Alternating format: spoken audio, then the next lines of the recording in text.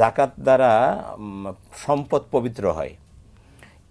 এর মাধ্যমে অনেকে আবার বুঝতে পারে যে তাহলে সুদ ঘুষ অন্যায়ভাবে যে সম্পদ অর্জিত হয়েছে এইটা জাকাত দিলে কি পবিত্র হয়ে যাবে, আসলে কি তাই? না না, হাদিসে আছে রাসূলুল্লাহ সাল্লাল্লাহু আলাইহি ওয়াসাল্লাম বলছেন ওয়ালা ইয়াকবালু ইল্লা মিন কাসাবিন তাইয়্যিবিন, আল্লাহ পাক পবিত্র অর্জন ব্যতীত কোনো দান খয়রাত কবুল করেন না। এখন আপনি যে প্রসঙ্গটা, এটা তো খুব কঠিন জটিল কথা বলতে হয় যে অবৈধ উপায়ে যে অর্জন সেটার মালিক বৈধ মালিক সে হয় না।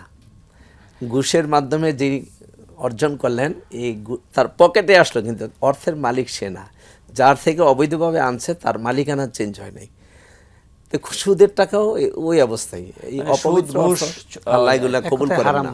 হারাম ইনকামের যত টাকা, এটা যতই জাকাত দিকে না কেন, এটা কোনো এটা পবিত্র হবে না, পবিত্র হবে না। আর ওইটার উপর জাকাত ফরজ না, ওইটা তো টোটাল টাকাটাই তাকে দিয়ে দিতে হবে। হয় মালিককে দিতে হবে, না হয় মালিক খুঁজে না পেলে ওই ফকির মিসকিনকে এইভাবে বিনা সওয়াবের নিয়তে দিয়ে দিতে হবে। ধন্যবাদ। আমরা আলোচনা করব আজকের বিষয়, জাকাত কার উপরে ফরজ এবং কতটুকু সম্পদ থাকলে জাকাত দিতে হবে, আপনি যদি সংক্ষেপে বলতে।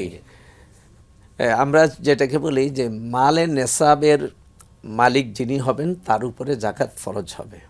তো মালের নেসাবের পরিমাণ হচ্ছে 7.5 ভরি স্বর্ণ অথবা 52.5 তোলা রূপা, অথবা ওই 52.5 তোলা রূপার বর্তমান বাজার দরের সমমূল্য পরিমাণ সম্পদ যদি কারো বৎসর শেষে উদ্বৃত্ত থাকে তাহলেই তার উপরে জাকাত ফরজ হবে। যেমন আমরা আজকে জানতে পারলাম যে 52.5 ভরি রূপার বর্তমান বাজার মূল্য 2,30,000 টাকা, কম বেশি। তাহলে কোনো ব্যক্তি বিগত 1 বছর তার সংসার সব কিছু ভরণ পোষণ পরিবার পরিজনের নির্বাহ শেষে আজকে আমাদের একটা বিষয় খেয়াল রাখতে হবে যে জাকাতের হিসাবটা হবে প্রত্যেক বছর একটা নির্দিষ্ট তারিখে। পহেলা রমজান, 5ই রমজান বা 15ই রমজান বা 20শে রমজান, যে বছরে একটা তারিখে হওয়া উচিত।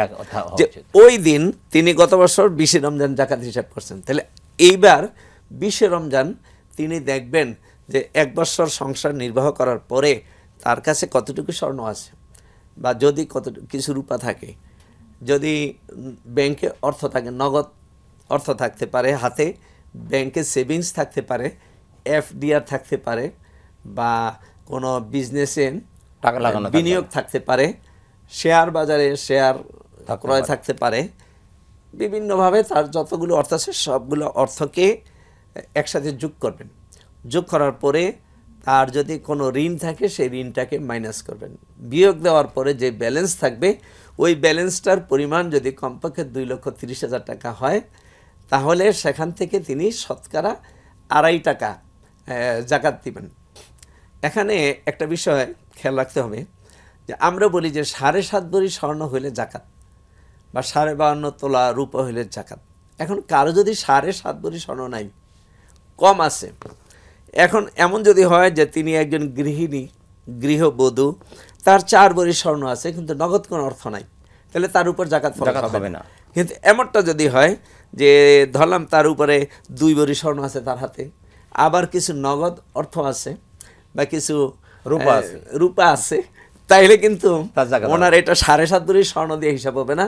তার স্বর্ণের বিক্রয় মূল্য, নগদ টাকা, যদি রূপা থাকে রূপা, ব্যাংকে এফডিআর থাকলে এফডিআর, শেয়ার থাকলে শেয়ার, এইটার সবগুলোর মূল্য যদি 2,30,000 টাকা পরিমাণ হয়ে যায় তাহলে কিন্তু তার উপরে জাকাত।